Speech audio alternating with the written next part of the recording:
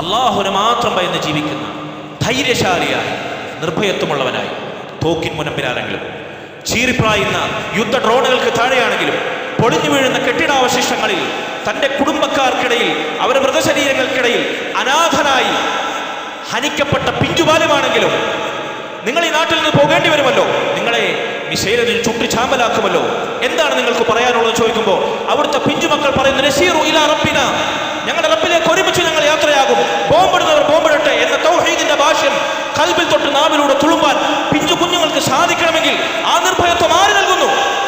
ആർക്ക് ലഭിക്കുന്നു?